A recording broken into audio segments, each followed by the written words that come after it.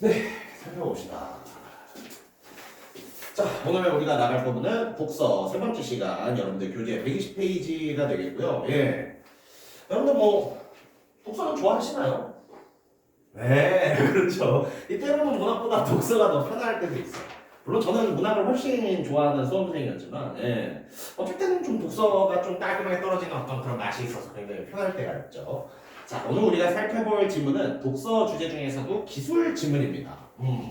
그런데 여러분들 오셔서 잠시만요. 너무 밝아서 하나만 끄겠습니다.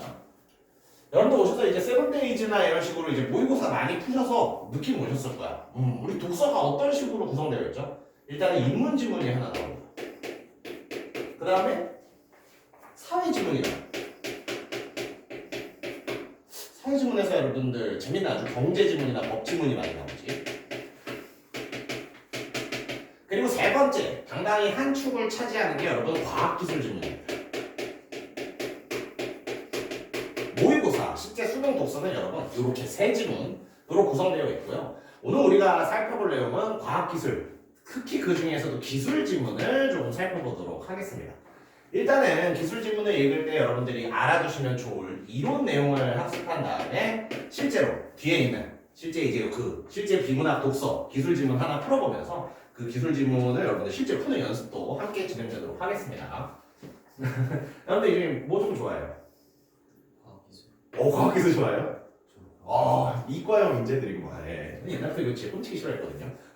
미안해요. 저는 오히려 막 철학, 그래 뭐 아리스토텔레스, 뭐 칸트 이딴 친구들 나오는 게 오히려 나는 이렇게 좋았던 것 같아요.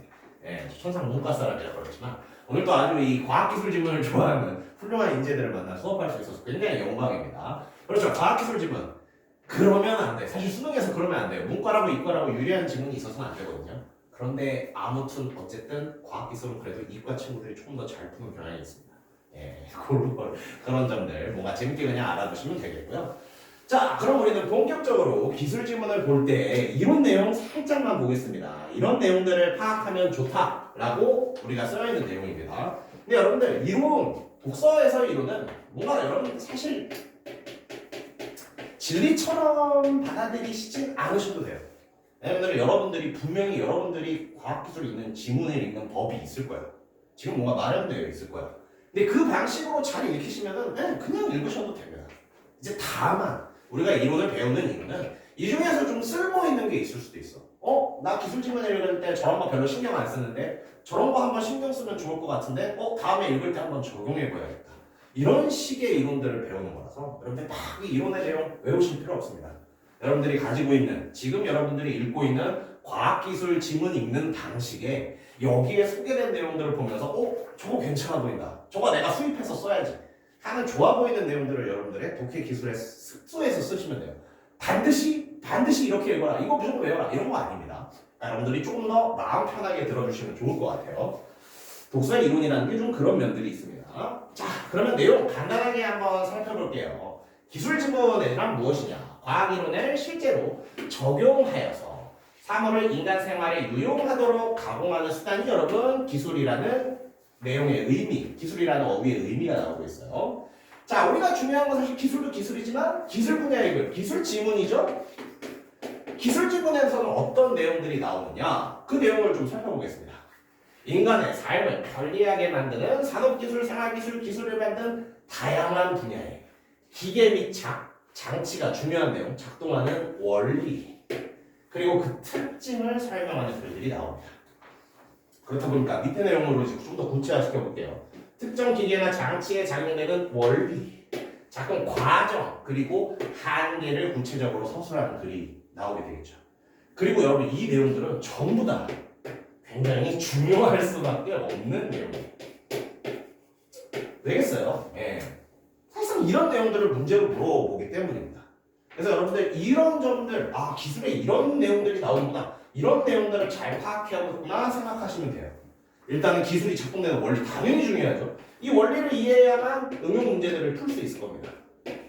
작동 과정, 여러분 과정과 순서는 독서에서 거의 무조건 문제로 물어봐요.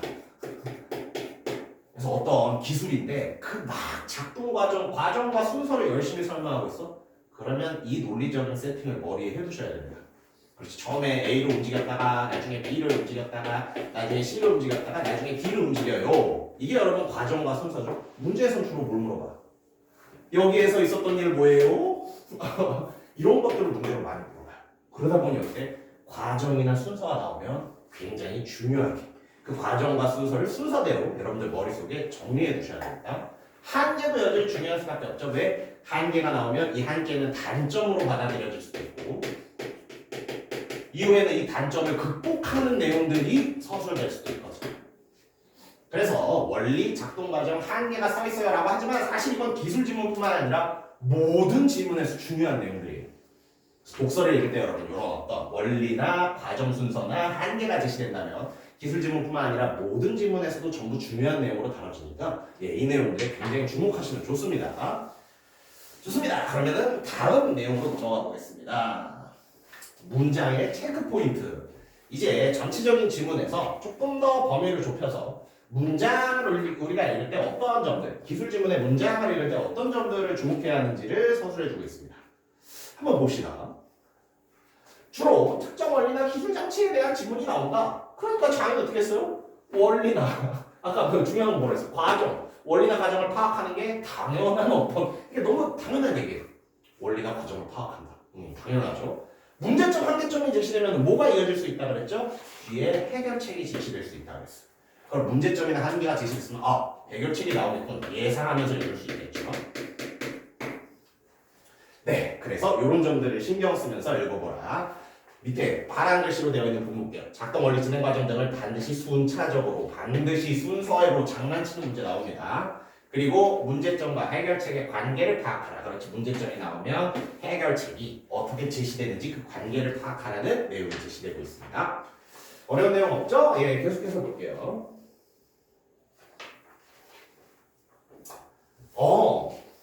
요런 지문이 또 자주 출제되지. 두 가지의 원리가 나오는 겁니다. 두 가지 원리가 A라는 원리, B라는 원리가 나오는데 두 가지 원리가 나오면 우리 두 개 나오면 항상 어때요? 독서는 정보에 대한 원리인데 두 가지 정보가 나오면 비교 대조를 하는 수밖에 없지. 너무나 당연한 거예요. 예.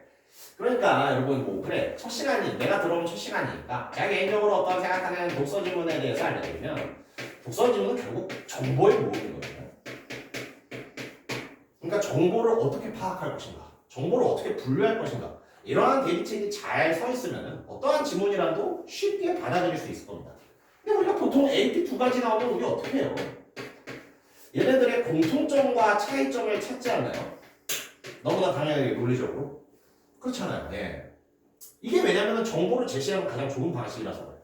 갑자기 이런 얘기를 해서 미안하지만 여러분 연세대를 가장 설명하는 가장 좋은 방법은 뭘까? 고려대를 들이미는 겁니다. 그러면 어때요? 이해가 돼. 예. 얘들은 그렇죠. 고려대 20대 맨날 막걸리나 처먹고 미안합니다. 나쁜 얘기를 막걸리 먹고 연세 애들은 주로 그러게 옛날에 과일 소주를 많이 마셨는데 지금은 뭘 마시는지 모르겠네요. 아무튼 우리 막걸리 아무튼 연세 애들은 막걸리 안 마셨었어요. 이런 식으로 두 가지 정보가 나오면 자연스럽게 둘 다 이해하기 위해서 이 둘의 공통점이나 차이점을 찾아보는 게 독서에서 너무나 당연한 과정에 들어갈 수밖에 없어. 그러니까 어때? 기술 지문에서는 두 가지 기술의 원리가 제시될 테고 이 기술의 원리가 두 가지가 제시되면 비교 대조해봐라. 너무나 당연스럽게 생각할 수 있는 내용입니다. 다 쉽다 하지만 이거 진짜 여러분들이 다 머릿속에서 독서를 잘하시는 분들이라면 머릿속에서 다 저런 거 생각하실 거야. 계속해서 보겠습니다. 이번에는 문장을 넘어서 문단, 그래 기술 지문의 문단들은 어떻게 구성되어 있을까 하는 내용이에요. 전체적인 어떤 글의 구조를 볼 수 있는 방법이죠. 그러게요. 여러분 독서 읽을 때 사실 구조도 그리십니까? 네, 사실 나도 안 그래요. 아니 뭔가 구조는 그냥 머리로 파악하는 거지 그리면 좀 시간이 아까울 때가 있잖아. 미안해요. 실제 문제풀이. 왜냐면 독서 지문 보통 10분 안에 풀어야 되니까 뭐 구조도까지 그리긴 어렵지. 다만 여러분들이 이런 구조가 많이 나오더라, 이런 문단이 구성되더라를 언뜻 알고만 있어도 문단을 파악하고 구조를 파악하는데 굉장히 도움이 될 겁니다. 첫 번째 문단은 주로 뭐가 소개된대요? 중심 소재. 우리가 중심적으로 말하고자 하는 기술이 소개될 거예요. 그리고 기술에 때로는 문제 상황이나 한계점이 제시될 수 있습니다. 1문단에 기술이 소개되고 문제 한계점이 제시됐대. 그럼 이 문단에서는 문제 한계점, 단점이잖아. 극복할 수 있는 해결책이 이 문단에 제시될 수밖에 없겠지. 너무나 당연한 논리적 구조가 계속해서 설명되고 있습니다. 그리고 3문단부터는 이제 뭐가 제시될 수 있대요? 해결책 대안에 해당하는 중심 소재, 원리. 그래, 해결책을 알려줬으니 이 해결책의 원리를 파악해보는 과정이 서술될 수 있겠지. 그래서 보통 이렇게 세 문단이 나오는 경우가 있으면은 앞에 1문단에서 기술과 하겠죠. 2문단에서 그에 대한 해결책, 그리고 그 해결책의 원리 이런 식으로 제시되는 이런 식의 문단 구조를 가진 글이 기술 지문에 많다라는 거 한 번씩 알아두시기 바랍니다. 자, 이번에는 기술 분야의 글 읽기 방법이에요. 글을 어떻게 읽을 것인가? 잘 읽어야죠. 예, 미안합니다. 글 읽기 방법 한번 볼게요. 장치나 시스템의 작동 원리를 과정에 따라 항상 말이죠. 과정은 중요할 수밖에 없어. 과정에 따라 설명하는 글은 각각의 단계에서 그렇지 순서에서 이루어지는 일을 읽으셔야 됩니다. 두 번째, 장치나 시스템의 구성 요소. 자, 무엇으로 구성되어 있나? A, B, C로 구성되어 있어요. 라고 한다면요. 그렇지. 각각의 구성 요소의 기능과 특징에 관한 정보에 주목해야 됩니다. A에서는 이런 게 있고 B에서는 이런 게 있고 C에서는 이런 게 있었어. 이런 식으로 어떤 기술의 구성 요소가 제시되면은 각각의 구성 요소에서 벌어지는 일들, 각각의 구성 요소의 특징에 관한 것들에 주목하라. 이것도 제시되어 있습니다. 자, 마지막. 이거는 그냥 무조건 중요해요. 모든 독서 지문에서 반드시 필요한 내용입니다. 예. 그러니까 여러분 수능 독서 지문의 컨셉은 뭐예요? 수능 독서 지문의 컨셉은 제가 아까 말했듯이 정보라고 했었죠. 정보이긴 정보인데 어떤 정보냐면 내가 처음 보는 정보입니다. 이게 수능 독서의 본질이에요. 내가 처음 보는 정보가 소개된 글이 바로 독서거든요. 그럼 어떻게 해야 되겠어? 내가 처음 보는 정보다 보니 일단은 새로운 용어, 낯선 용어, 이 용어에 대해서 설명해주는, 정의를 내려주는 부분들이 있죠. 이 부분은 무조건 챙기셔야 됩니다. A라는 용어는 이런 뜻이에요. B라는 용어는 이런 뜻이에요. 라는 식으로 새로운 용어에 대한 정의, 개념을 설명하는 부분은 무조건 독서에서 잘 챙기셔야 돼요. 그 당연한 얘기가 써 있는 겁니다. 낯설고 새로운 용어가 나오면 개념을 정확히 이해해라. 그렇지. 적용된 원리와 방법에 관한 정보를 특히 중요하게 여겨라.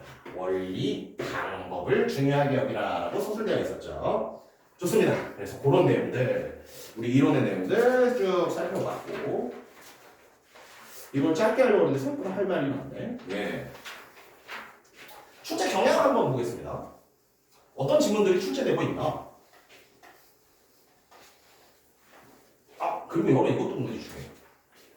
보기에 시각 자료가 제시되어 있으면. 자, 여러분, 보기에 시각 자료가 제시되어 있으면 이거 사실 문제를 풀어야 되잖아요. 근데 여러분 이걸 어떻게 쓰라는 거야? 단순히 문제로 보지 말고 이 자료를 독해의 도구로 사용해 보라는 거야. 보기가 있고 이런 식으로 그림 A가 제시되어 있을 겁니다.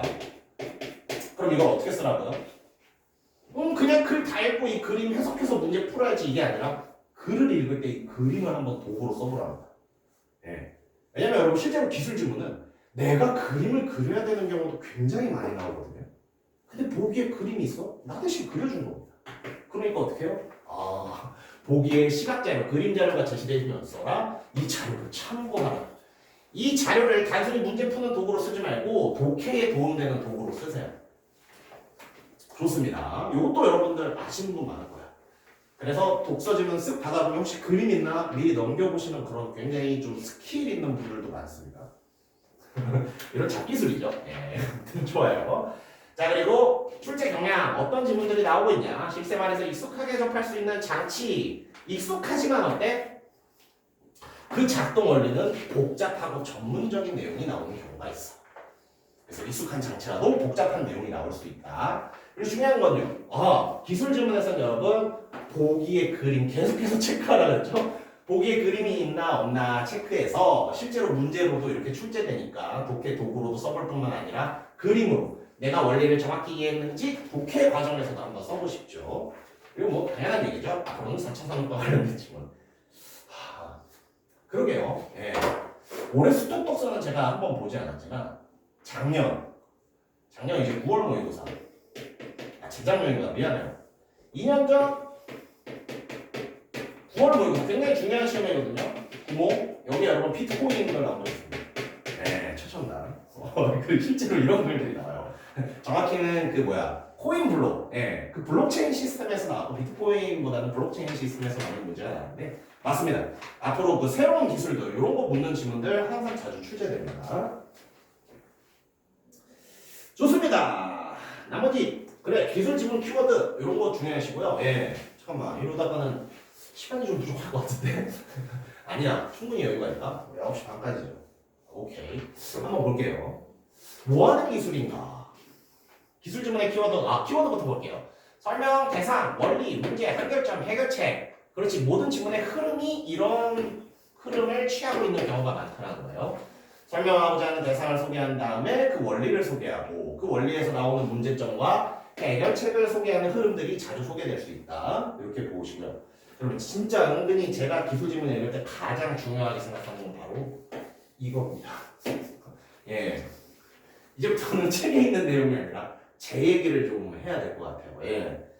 여러분 독서 지문 읽다 보면 이 흐름을 놓치는 경우가 굉장히 많거든요. 왜냐면 파악해야 될 정보가 너무 많다 보니까 이것도 하다가 이제 흐름을 놓치는 경우가 있어. 전 그랬을 때 이거 지금 뭐 하는 기술이지? 이게 진짜 이걸 저는 기술의 목적이라고 설명하거든요. 기술의 목적. 항상 이것을 떠올리시면서 읽어야 됩니다. 예를 한번 들어볼까요? 어떤 예가 좋을까? 자, EX. 만약 여러분 정수기 기술에 관련된 지문이 나왔다고 생각해봐요. 그럼 어때? 첫 번째 필터는 무슨 일을 하고 두 번째 필터는 무슨 일을 하고 음이온 필터는 무슨 읽다 보면 지치잖아. 읽다 보면 분명히 흐름을 놓치는 순간이 오거든요. 그때 여러분 제가 생각하는 기술의 목적이 뭐냐면 여러분 정수기 기술의 목적은 뭐예요? 그렇지 물을 깨끗하게 하는 거구나. 이거 지금 무슨 설명이지? 이거 지금 무슨 내용이었지? 할 때 여러분 이거를 한 번씩 떠올려야 돼요. 결국 목적은 뭐야? 물을 깨끗하게 만들고 싶어. 그래서 이런 필터 쓰는구나. 그래서 물을 깨끗하게 해서 이런 필터 쓰는구나. 항상 이런 식으로 여러분 기술의 목적을 늘 머릿속에 가지고 있으셔야 굉장히 잘 보이는 것들이 많습니다. 이런 걸도 자주 나왔지. 예를 들어서 그러게 통신기술에 대한 글이 나왔어. 무슨 방식을 쓰고 정말 복잡했거든요. 여러분 이 글에서 제시된 통신기술의 목적은 빠른 속도를 올리는 거였어요. 그럼 여러분들이 이 글을 일단 흐름을 놓치면 어떻게? 이거 속도 빠르게 하려고 지금 이거 쓰는 거야. 약간 이런 식으로 생각하다 보면은 놓친 흐름들을 잡히게 되는 경우가 굉장히 많습니다. 그래서 길게 좀 어렵게 설명했는데 뭐라고요? 항상 기술의 목적. 지금 이거 뭐를 위한 기술인가를 늘 떠올리세요. 정수기 여러 가지 부연 설명이 있습니다. 결국에 이거 물 깨끗하게 만드는 거야.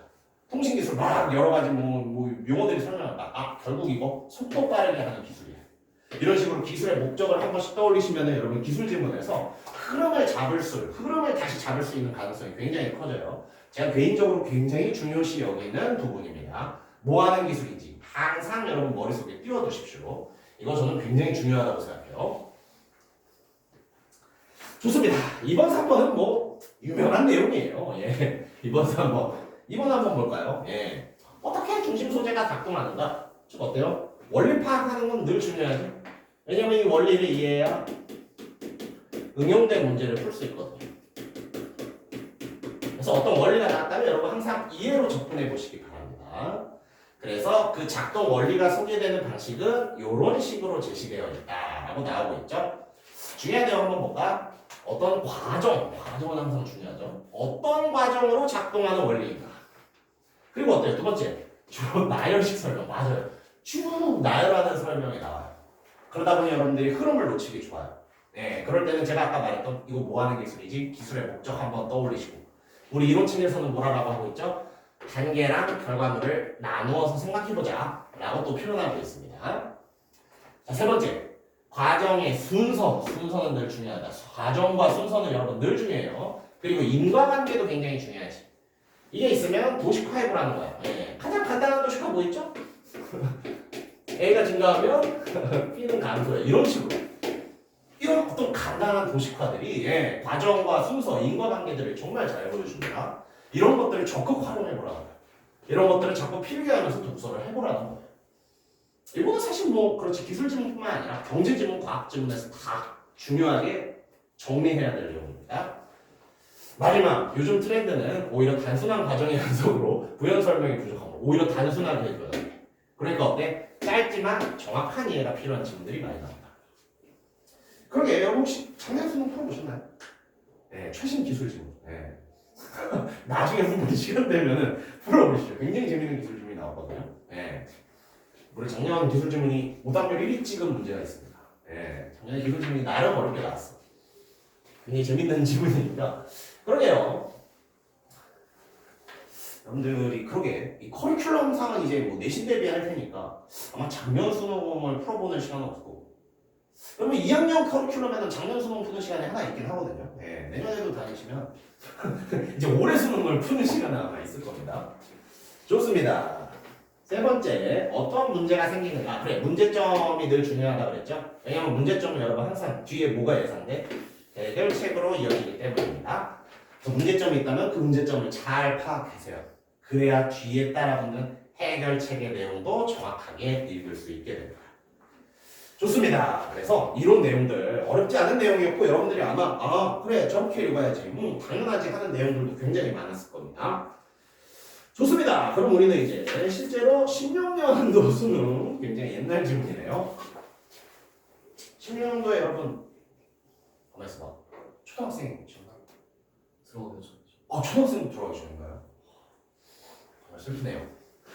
저는 이제 대학 졸업을 15년에 했으니까 졸업하고도 1년이 지난 시점이었는데 16년 그때 수능 문제인데 정확히는 이제 15년 11월에 나온 문제인데 여러분들 초등학생도 전이었군요. 아무튼 굉장히 나이가 많은 문제입니다. 자, 저는 뭐 이걸 바로 설명하기보다 항상 실제 모의고사 질문이니까 실제 모의고사처럼 이 질문을 읽고 여러분들이 답을 일단 내본 다음 그 다음에 질문 설명하는 방식을 쓰려고 합니다. 여러분들은 나름 잘하는 친구들로 알고 있어요. 네. 그래서 원래 이거 3학년 지문이고 1학년이 풀 때는 12분까지 늘려서 드리거든요. 근데 실제로 3학년들은 이거를 10분 안에 풀려고 해요. 우리 타협해서 근데 여러분 10분 안에 풀 것 같은데 10분, 11분 안에 오케이 일단은 10분 드리겠습니다. 10분 드릴 테니까 이 지문 독해하고 1, 2, 3번 문제 풀고요. 일단 빈칸은 안 채우셔도 돼요. 여러분 이 문단별 요약은 저 설명하면서 좀 채울까 하니까 일단 이 문단별 요약 빈칸 채우기는 패스하고 실제 모의고사 풀듯이 1, 2, 3번 문제 지금 한번 10분 한번 시간 재고 우리 한번 풀어보겠습니다.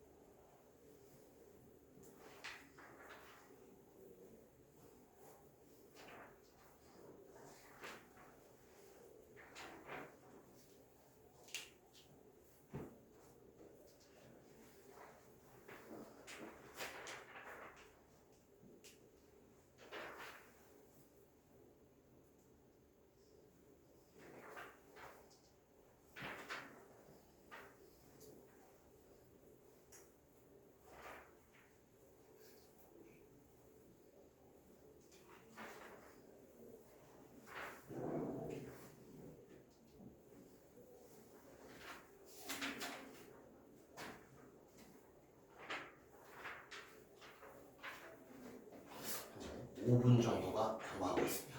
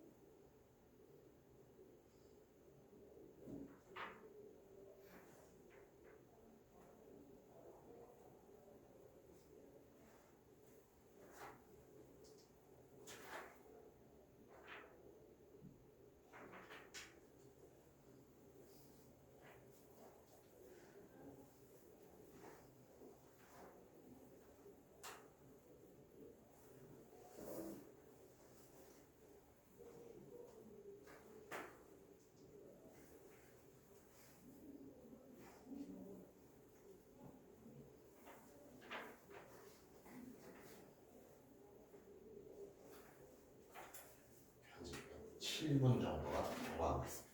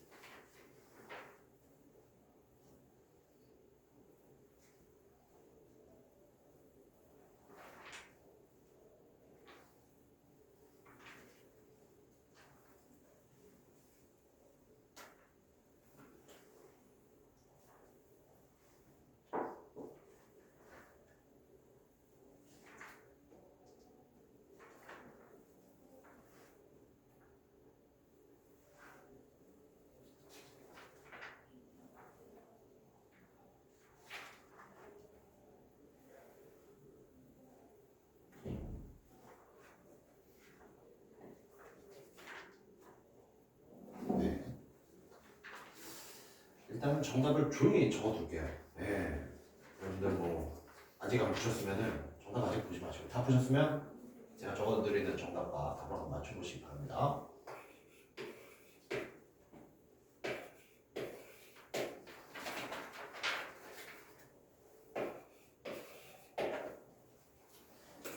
좋아요. 오, 여러분들 빠르네요. 예, 지금 딱 7에서 8분 정도 사이였는데 더 빨리 푸신 분도 있었던 것 같아요. 아무튼 여러분들 속도적으로는 굉장히 좋습니다. 예, 사실 10분을 드렸지만 문제가 3개이기 때문에 한 1, 2분 더 까긴 해야 돼요. 진짜 고3이라면은. 왜냐면 4문제짜리 지문, 4문제짜리 독서 지문을 보통 10분 두고 풀거든요. 그래서 엄밀하게는 한 8, 9분 잡고 풀어야 됐었는데 여러분들은 아직 이제 예비 고1이니까 예. 여러분들이 이 7분, 한 8분 안에 시간을 풀었다는 건 오, 굉장히 잘 읽고 계신다는 소리예요. 여러분들 읽었던 자부심을 가지셔도 됩니다. 속도는 괜찮아, 좋군. 정답? 네. 약간 궁금해서 그래. 야, 궁금해서 그래. 네. 어때요? 아, 어때요? 좋습니다. 예, 아주 잘하셨어요. 예. 이거 여러분 수능 지문이에요. 예, 지금 여러분들 뭐 다 말씀을 아주 잘한 거고, 예, 하나 정도 틀리셨어도 괜찮습니다. 아무튼 이 정도 사이즈의 지문을 한 7분, 8분 안에 풀 수 있으면서 뭐 다 맞거나 하나 틀릴 수 있다. 괜찮습니다. 좋습니다. 좋습니다. 그렇게 해서 우리 이 지문에 대한 내용들 한번 정리하는 식으로 문제에 대한 정답들 구성하는 식으로 한번 또 내용들 좀 살펴보도록 하겠습니다. 자, 첫 번째 문단입니다. 광통신은 빛을 이용하기 때문에 정보의 전달은 매우 빠를 수 있지만 그렇지 여러분 독서 잘하는 사람의 특징은 이런 보조사를 정말 잘 읽어요. 야 이거 뭐야? 있지만 그 앞에 내용이 뭐였죠 여러분? 이거 장점이야 단점이에요? 전달이 빠르다. 왜 빠른 건 좋지 않아? 장점이지. 근데 뭐뭐이지만이라는 보조사를 통해서 여러분 뒤에 자연스럽게 아이고 단점 나오겠네.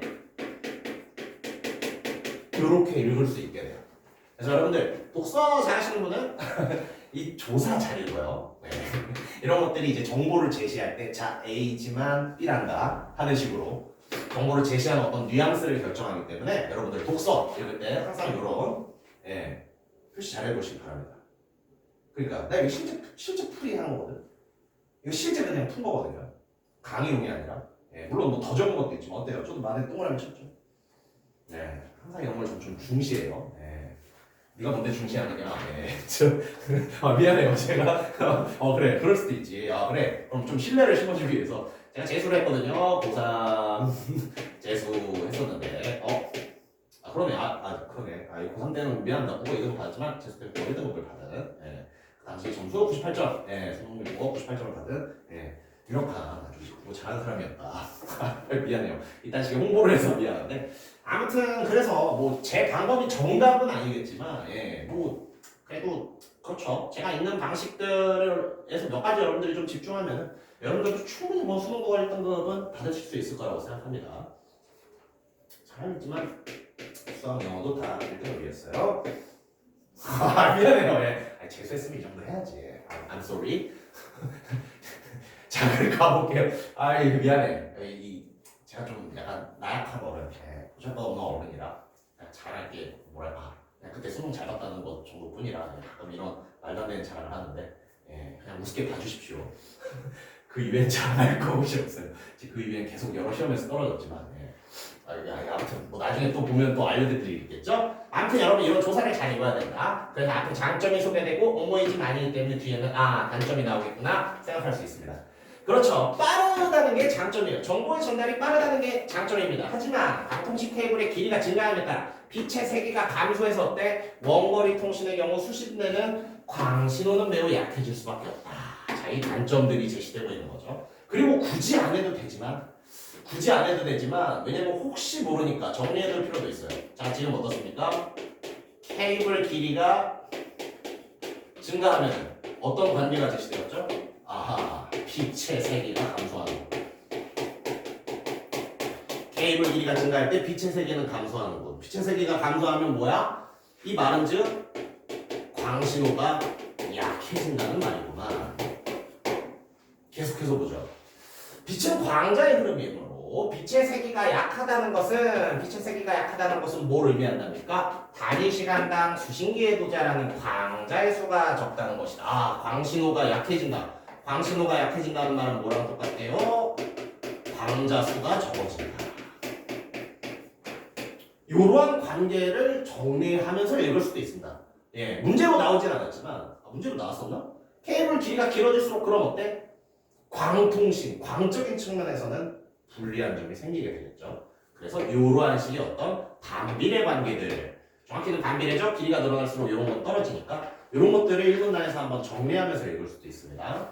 계속해서 보죠. 지금 이게 단점으로 제시된 내용이었죠. 따라서 광통신에서는 적어진 광자의 수를 검출하는 장치가 필수적이며 적어진 수의 광자를 검출하려면 아주 적은 수의 광자를 검출하려면 힘들 거예요.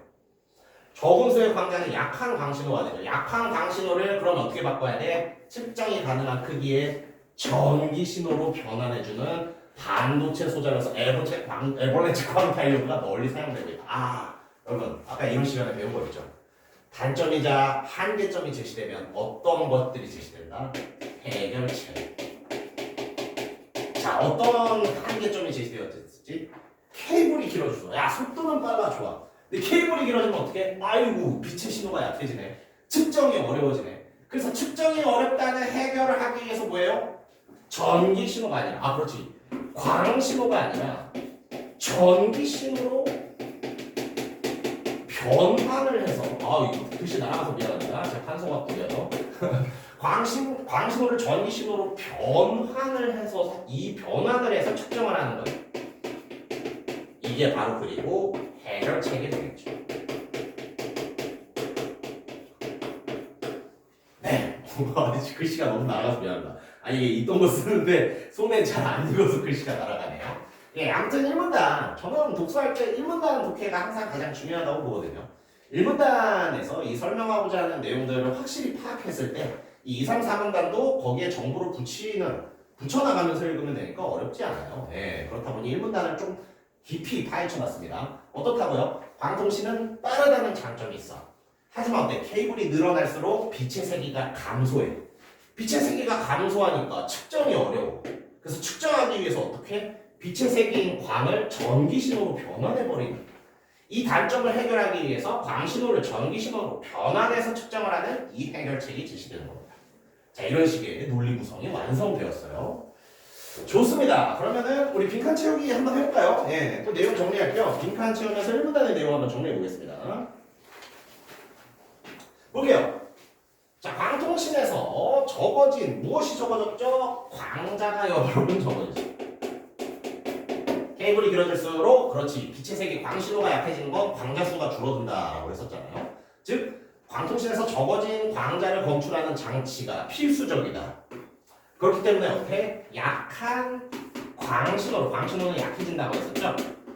측정이 가능한 전기신호로 바꾸는 거예요. 어떻게 보면은 해결책으로 우리가 분류할 수 있는 방법이었습니다. 그래서 약한 광신호를 전기신호로 바꾸는 게 여러분 에버린치 광 다이오드였어요. 좋습니다. 그러면 이 문단의 내용으로 들어가 보겠습니다. 자, 이 문단입니다. 에버랜치 광 다이오드는 크게 흡수층, 에버랜치 영역, 전극으로 구성되어 있다. 또 중요한 거 남았어요. 예, 여러분 A, B, C로 구성되어 있다. A, B, C로 구성되어 있다. 구성 요소는 여러분 항상 잘 챙기셔야 됩니다. 그리고 어때요? 여러분들 읽어서 알겠지만 이 구성 요소는 사실상 이후부터는 과정과 순서로 쓰였었죠. 파악하셨죠? 맞아요. 세 가지의 구성 요소이지만 여러분들이 이 광신호가 전기신호로 바뀌는 과정에서 먼저 흡수층에 들어왔다가 에버랜치 영역을 지나서 전극으로 가는 어떤 과정 순서로도 이어지는 걸 파악했다면 여러분들 독해 잘하시는 겁니다. 예. 그래서 중요한 거 구성 요소라는 측면에서도 굉장히 중요했고 이후에 독해에선 요 세 개가 과정과 순서로 쓰이니까 또 굉장히 중요한 정보가 되었습니다. 계속해서 보죠. 그렇지. ABC보다는 저는 이럴 때 주로 딱 빠르게 정리 안 할 때 이런 식으로 번호 붙여서 읽거든요. 에버리지 광다이오드는 크게 1번 흡수층, 2번 에버리지 영역, 3번 전극으로 구성되고 있다. 자, 처음에 소개되는 건 당연히 1번부터 소개되겠죠. 흡수층부터 소개됩니다. 자, 흡수층에서 벌어지는 일이 뭐예요? 일단 첫 번째, 충분한 에너지를 가진 광자가 입사가 됩니다. 충분한 에너지를 가진 광자가 입사되면요. 전자와 양봉의 상이 생성될 수 있어요. 그리고 이때 입사되는 광자수 대비 생성되는 전자 양봉수의 개수를 양자 효율이라고 한다. 이거 사용만 배우신 분은 이제 이렇게 쓸 수도 있거든요. 양자 효율은 뭐가 돼요?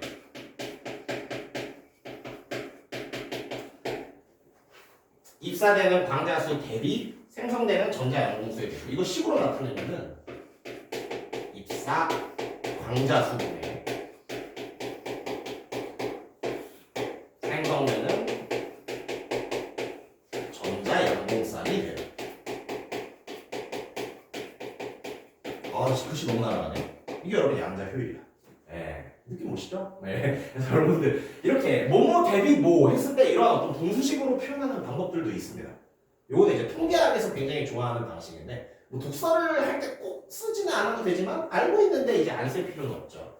그럼 입사광자수가 10개인데 10개로 입사광자수가 되었는데 생성된 전자양봉이 100개야. 양자 효율은 10이 나오게 되는 거겠죠.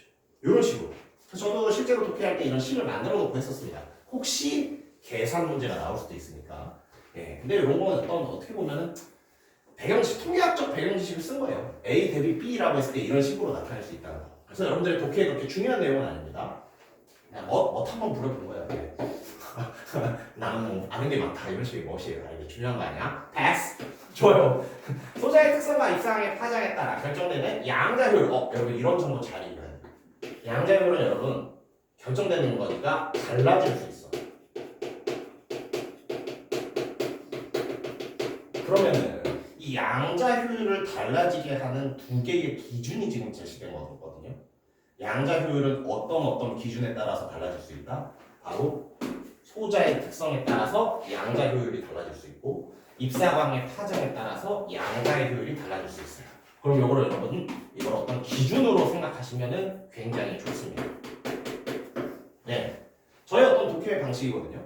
무엇에 따라 결정된다, 무엇에 따라 달라진다라고 하면은 전 그 달라지는 정보와 그 달라져서 결과로 나오는 정보와 이 달라지는데 영향을 미치는 정보를 기준으로 표시해요. 이 느낌 잘 아시겠어요? 이 서술이 그렇잖아. 소자의 특성과 입사광의 파장에 따라 양자 효율이 결정된대. 그럼 양자 효율이 달라지는 값이라고 봤을 때 이 양자 효율을 달라지게 만들 수 있는 기준값은 뭐야? 소자의 특성 값이랑 입자의 파장 값이 되는 거지. 이런 식으로 독해를 할 수도 있어요. 그래서 뭔가 그렇죠. 저랑 독서 수업 오래 들으시면 약간 저만이 쓰는 용어 같은 건데 기준이나 이런 기준이라는 용어 꽤 좋아해. 이건 달라질 수 있는 값이고 이 두 개가 기준이 되는 거야. 아무튼 계속해서 볼게요. 양자 효율은 에버런치 광다에 의해서 성능에 영향을 미친다. 양자 효율은 성능에 영향을 미치는 요소 중 하나랍니다. 즉 양자 효율이 성능을 결정해요. 그럼 어때? 잘 봐. 성능에 영향을 미쳐. 성능이 달라질 수 있는 값이 되잖아. 잘 봐요. 성능은 그럼 달라질 수 있는 값이야. 이 달라질 수 있는 값을 만드는 기준은 뭐예요? 양자 효율. 저는 정보를 약간 이런 식으로 읽는 경우가 있어요. 그러니까 양자 효율을 기준으로 성능이 좋은 성능이 나쁜 성능이 값이 달라질 수 있는 겁니다. 예. 이렇게도 읽을 수 있어요. 좋습니다. 이게 이 문단의 내용이었고요. 이 문단의 내용 한번 그러면 빈칸 채우기로 정리해 봅시다. 자, 에버런치 광 다이오드는 중요한 정보 소개되고 있네. 구성되어 있다. 구성 요소들 파악하는 거 늘 중요했었죠. 그래서 에버런치 광 다이오드는 흡수층. 미안해요. 줄임말로 쓸게요. 흡수층 그리고 에버런치 영역. 그리고 마지막에 전극으로 구성되어 있었어요. 흡수층, 에버런치 영역, 전극으로 구성되어 있다. 흡수층에 충분한 에너지를 가진 광자가 입사된다. 그렇지. 광자가 일단 입사되고 그 입사되는 광자수 대비 전자와 양공이 생성된다고 했었어요. 입사되는 광자수 대비 생성되는 전자와 양공 쌍의 개수를 식으로 만들었죠. 양자 효율이라고 불렀지. 그리고 마지막 양자 효율은 뭐다? 성능에 영향을 미친다. 양자 효율을 기준으로 성능이 달라진다. 예. 이렇게 빈칸을 채울 수 있겠습니다. 좋습니다. 3문단으로 넘어가 보죠. 글이 짧아서 충분히 할 수 있겠다. 3문단입니다. 길어요. 일단 길거든요. 이럴 때 여러분 잡기술 잡기술을 보여주자면 저는 이때 일단 문제를 뺍니다. 무슨 뜻인지 아시겠죠? 일단 내가 1, 2문단의 내용을 지금 파악하고 있어. 이 상태에서 앞에 긴 문단이 나왔어. 그럼 일단 문제로 한번 띄워봐요. 그래서 풀 수 있는 문제가 있는지를 일단 체크하거든요. 굉장히 운이 좋다면은 여기서 풀리는 문제가 많이 있습니다. 하지만 1번은 어때? 아직 모르겠어요. 사실 확인인데 아직 모르겠고 2번도 어때요? 아직 모르겠어요. 3번도 아직 모르겠어. 에이 젠장 하고 다시 글로 돌아옵니다. 왜냐면 1번 문제 같은 사실 확인 문제는 1, 2문단만으로도 풀리는 경우가 있을 수도 있거든요. 근데 아직까지는 풀리는 내용이 없어요. 자, 그럼 3문단으로 넘어가 보겠습니다. 3문단 흡수층으로 시작되는 문단이죠. 자, 흡수층. 그렇지. 우리가 아까 1번이라는 범을 붙였었어요. 흡수층에서 생성된 전자와 양공은 각각 양의 전극과 음의 전극으로 이동한다. 그럼 이렇게 전극 분류할 수 있지. 전자는 양의 전극으로, 양공은 음의 전극으로. 아무튼 각각 이동을 한대요. 이 과정에서 전자는 에버런치 영역을 지나게 된답니다. 에버런치 영역 우리 2번이었죠? 구성 요소 중 두 번째 것이었죠?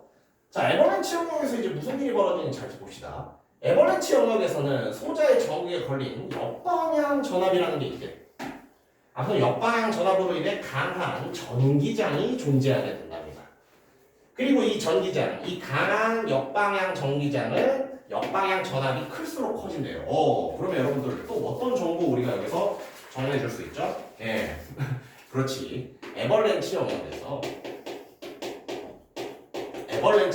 일어나는 겁니다. 아무튼 에버랜치 영역에서 일어나는 데 있지만 역방향 전압이 커지면 역방향 전압이 커지면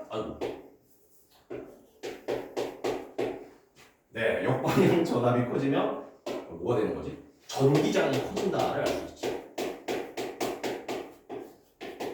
오케이. 아무튼 이 전기장은 역방향 전압이 클수록 커진다. 문제로 묻진 않았지만 역시 이러한 정보들 한번 정리해주고 읽을 수 있습니다. 계속해서 볼게요. 이 영역에서 전기는 강한 전기장 때문에 급격히 가속된다. 이 전기장 때문에 어떤 일이 발생하냐면 전자가 가속된답니다. 속도가 빨라지네요. 계속해서 보죠. 가속해서 큰 속도를 갖게 된다. 이후 충분한 속도를 얻게 된 전자는 에버랜치 영역에 잠시만요. 배터리가 좁다고 깜짝 놀랐네요. 충분한 속도를 얻게 된 전자는 에버랜치 영역의 반도체에 구성하는 물질들과 충돌하여 속도가 줄어들게 되면 새로운 전자 양공쌍을 만들게 된답니다. 이 현상을 뭐라고 한다고요? 충돌 이온화라고 불러요. 자, 그러면 충돌 이온화에 대한 정의를 지금 얼만큼 해놓은 거야? 그치? 이만큼이 여러분 충돌 이온화에 대한 정의가 되는 겁니다. 속도를 얻은 전자가 에버랜치 영역의 반도체 물질을 구성하는 원자들과 충돌하여 속도가 줄어들고 그때 새로운 전자 양공쌍이 만들어져요. 이 새로운 전자 양공쌍이 만들어지는 것까지의 과정, 이 현상을 뭐라고 하면 충돌 이온화라고 부르고 있는 거예요. 좋습니다. 충돌 이온화가 이런 식으로 정의됐었고요. 계속해서 보죠. 새롭게 생성된 전자와 기존의 전자가 같은 원리로 전극에 도달할 때 여기서 말하는 같은 원리는 뭐냐? 계속해서 충돌한다가 되겠지. 그렇지. 충돌하면서 새로운 쌍을 만들어지는 게 바로 같은 원리가 되겠지. 계속해서 보죠. 이와 같은 원리로 전극에 도달할 때까지 에버랜치 영역에서 다시 가속, 충돌, 이온화를 반복적으로 일으킨답니다. 그 결과 전자의 수가 크게 늘어나는 것을 그렇지 에버랜치 증배라고 한대요. 에버랜치 증배는 뭐다? 전자의 수가 크게 늘어나는 것이 에버랜치 증배가 됩니다. 그리고 어때요? 전자의 수가 늘어나는 정도, 즉 에버랜치 영역으로 유입된 전자당 전극으로 방출되는 전자의 수를 증배계수라고 하고 있죠. 증배계수도 여기서 정의를 내려주고 있지. 에버랜치 영역으로 유입된 전자당 전극으로 방출되는 전자의 수. 이게 이제 증배계수라는 어떤 중요한 개념으로 제시된 겁니다. 오케이. 그러면서 또 중요한 정보 나오죠. 증배계수는 에버랜치 영역의 전기장의 크기가 클수록 작동 온도가 낮을수록 커진다. 여기서 정보 하나 뽑아내야죠. 뭐라고요? 전기장의 크기가 크면은 증배계수가 늘어난다. 그리고 뭐예요? 작동 온도가 낮으면 증배계수가 늘어난다. 이 두 가지 관계를 뽑아낼 수 있겠네요. 그래서 증배계수가 높아지냐 낮아지냐에 대한 어떤 관계를 물어보는 문제가 나올 수도 있으니까 이런 내용들도 한번 정리해 보는 겁니다. 그렇죠. 전기장의 크기가 클수록 증배계수가 늘어나고 작동 온도가 낮을수록 증배계수가 늘어날 수 있어요. 이것도 역시 중요한 정보로 보입니다. 좋습니다. 이렇게 해서 3문단 아직 2줄 남았네요. 계속해서 볼게요. 작동 온도가 낮을수록 커진다. 마지막 2줄입니다. 전류의 크기는 단위 시간당 흐르는 전자의 수에 비례한다. 이제 굳이 말 안 해도 되겠죠? 전류가 크다는 것은 무슨 의미이다? 시간당 흐르는 전자의 수가 많다는 의미이다. 역시 이런 것도 여러분 정리하면서 읽을 수 있고요. 이러한 일련의 과정을 거쳐 광신호의 세기는 전류의 크기로 변환된다. 우리 기술의 목적이 뭐였죠? 광신호는 길어질수록 약해져. 그래서 어때? 그래서 전류 신호로 바꾸는 거였잖아. 드디어 전류의 크기로, 드디어 전류의 신호로 바뀌는 과정이 만들어진 겁니다. 자, 그러면은 에버랜치 영역에서 굉장히 많은 일이 있었어요. 이 3문단에 대한 사실 이 내용이 정말 많았거든요. 이렇게 봤을 때 우리 3문단 읽었으니까 3문단의 내용 빈칸 정리해보고 이제 풀 수 있는 문제들 한번 풀어보도록 하겠습니다. 자, 3문단 빈칸 내용입니다. 일단 순서, 여러분 요 순서나 과정이 굉장히 중요할 수밖에 없었죠. 어떤 순서와 과정인지 한번 머릿속으로 다시 떠올려 볼게요. 전자는 에버랜치 영역을 지나게 됩니다. 그때 어때요? 아 그렇지. 어떤 강한 역방향 전압 때문에 전기장이 강해지고 거기서 전자가 가속된다라고 했었잖아요. 그럼 어때? 여러분 전자가 강한 전기장 때문에 급격히 가속돼서 큰 속도를 갖게 됩니다.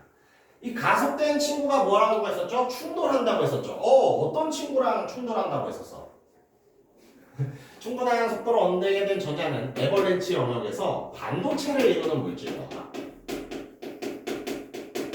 반도체를 구성하는 물질들과 충돌하게 되어 있어요. 그러면서 속도는 자연스럽게 줄어들고 새로운 전자 양공성을 만드는 현상, 이것을 바로 충돌 이온화 현상이라고 불러요.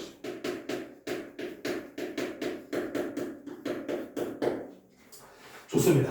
그래서 충돌 이온화 현상까지 정리해봤고, 자 충돌 이온화가 반복된다? 그러면 어떻게 된다고요? 전자의 수는 크게 증배가 되고요. 이 늘어난 전자의 수를 바로 뭐라고 부르냐면, 그렇지, 기억납니까? 에버랜치 증배라고 불렀어요. 에버랜치 증배. 좋습니다. 자 그래서 에버랜치 영역으로 유입된 전자단, 전극으로 방출되는 전자의 수를 증배계수라고 불렀고요. 아이고. 계속해서 보겠습니다. 이 증배계수는 전기장의 크기가 클수록, 전기장이라고 했는데 전기장 아님? 오타네요. 전기장의 크기가 클수록 작동 온도가 낮을수록 커진다. 아까 정리한 내용이었죠. 그리고 전류의 크기는 단위 시간당 흐르는 전자의 수가 많을수록 전류의 크기가 큰 거니까 비례관계였고요. 이러한 일련에 거쳐 기술의 목적이었지. 광신호는 약해지니까 광신호를 뭘로 바꾼다? 전기신호로, 전류로 바꾸는 거였어요. 네, 사실상 3문단에 이 글의 어떤 대부분의 어떤 정리해야 될 정보들이 가득 담겨 있었습니다. 자, 이렇게 되었을 때 이제 우리 드디어 풀 수 있는 문제들 한번 살펴보도록 하겠습니다. 1번 문제 사실확인 문제였죠? 윗글의 내용과 일치하는 것을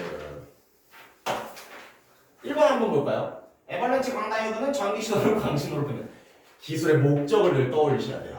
이 기술 목적은 뭐였어? 광신호는 케이블이 길면 약해지니까 전기신호로 바꿔서 해야지. 에이 뭐 둘이 반대가 되는 거였죠? 광신호를 전기신호로 바꿔야지. 전기신호를 광신호로 바꾸는 게 아니라. 그래서 1번은 잘못된 내용이고, 2번 에버랜치 광다이오의 흡수층에서 전자 양공쌍이 발생하려면 광자가 입사되어야 한다. 맞습니다. 이 입사된 광자가 충돌을 통해서 새로운 전자 양공쌍을 발생시켰었죠. 그래서 여러분 2번에서 정답이 나왔네요. 좋습니다. 에버랜치 광다이오의 흡수층에서 전자 양공쌍이 발생되려면 광자가 입사되어야, 그렇지, 광자가 입사되어서 충돌해야 여기서 전자 양공쌍이 발생했었죠. 그래서 사실확인 문제 정답 2번 찾아볼 수 있었고요. 좋습니다.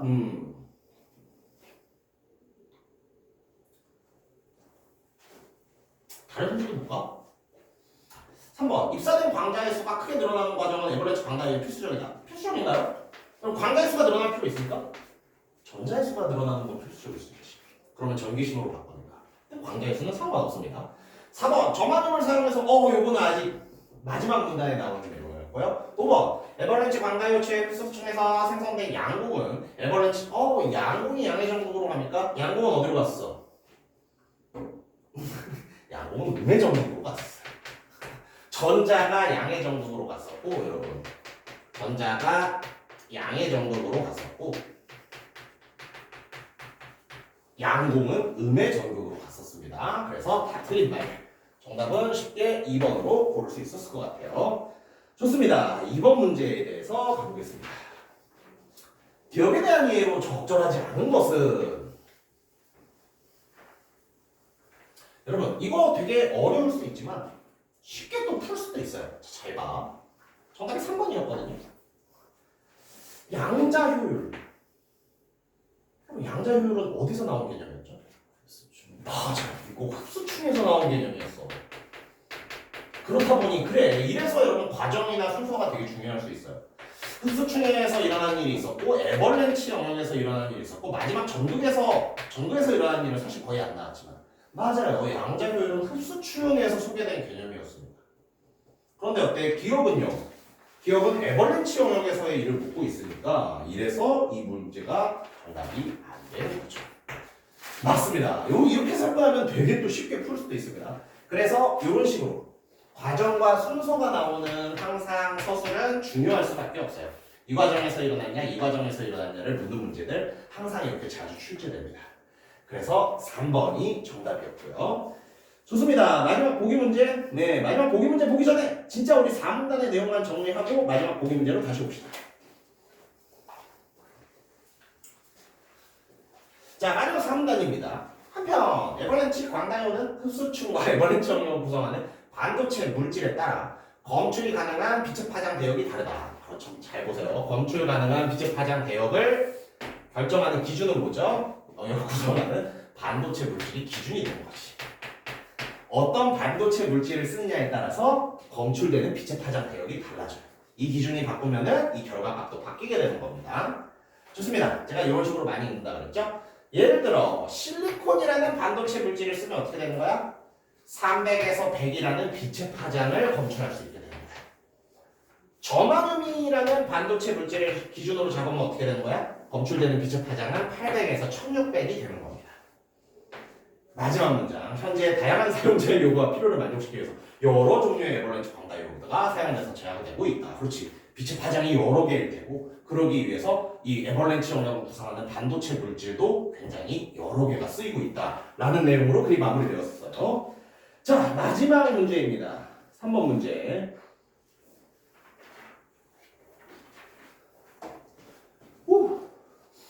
미안해요. 20년 방송 좀 지쳐가지고 물 한 잔만 하겠습니다.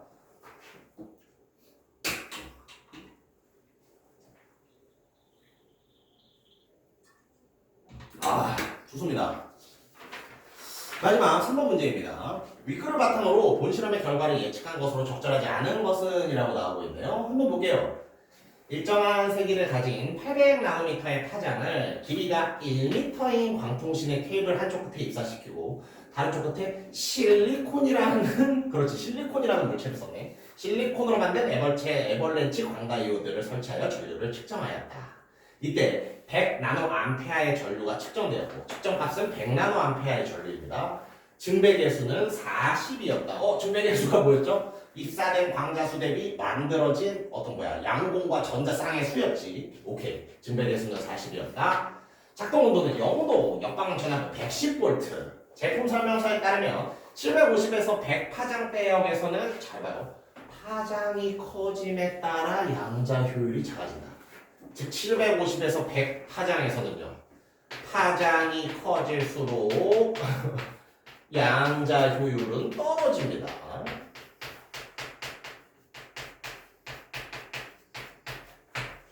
딱 이 영역에서만요. 750에서 1000 사이에서만요. 좋습니다.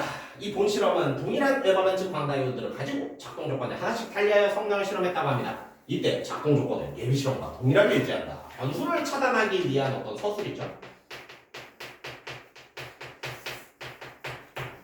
좋습니다. 여러분 정답은 3번이었죠? 예. 굉장히 어렵지 않은 내용이었어요.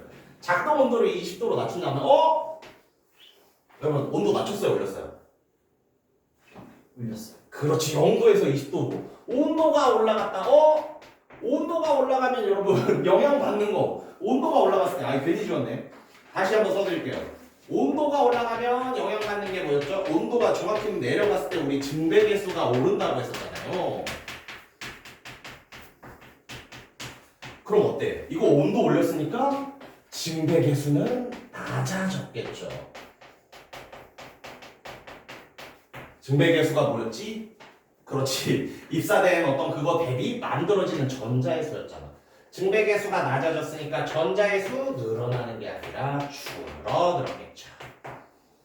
그렇습니다. 그래서 이런 글을 읽을 때는 맞아요. 아까 요거 온도랑 하나 더 있었는데 아무튼 이런 식으로 계속 정리를 해 나갔었죠. 맞습니다. A, B의 관계 이런 것들 정리해 나가면은 또 이런 문제 쉽게 푸실 수 있었을 겁니다. 좋습니다. 이렇게 해서 준비한 문제는 다 봤고 혹시 오답선지 이거 정답은 아니지만 좀 궁금합니다. 하는 거 있습니까? 괜찮습니까? 좋습니다. 예, 여러분. 그러니까요. 굉장히 고생하셨고, 예. 오늘 그럼 마무리, 어떤 정리를 한 번만 더 해볼게요. 그렇지. 기술 지문에서 공유했던 점들 마지막으로 정리해 보겠습니다. 예, 기술 지문, 실생활에서 쓰이는 여러 가지 지문들이 나옵니다. 근데 여러분 문제 푸셨을 때 알았겠지만, 그렇지.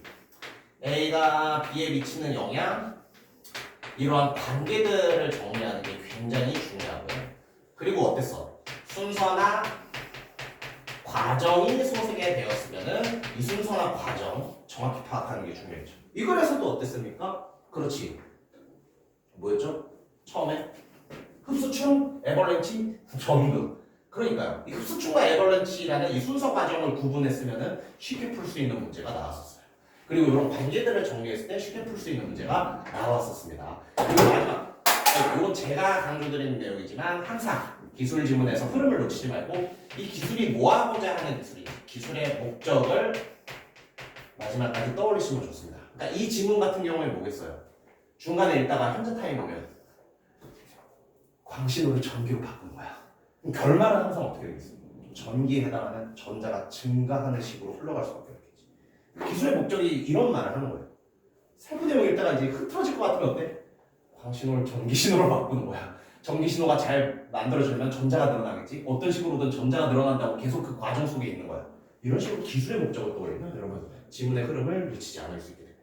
예, 마지막 좀 정리한 내용이었고요. 여러분 그래 오늘 또 다른 선생님과 이렇게 독서 보느라 굉장히 고생하셨습니다. 오늘 여기서 마무리하겠습니다. 고생하셨습니다.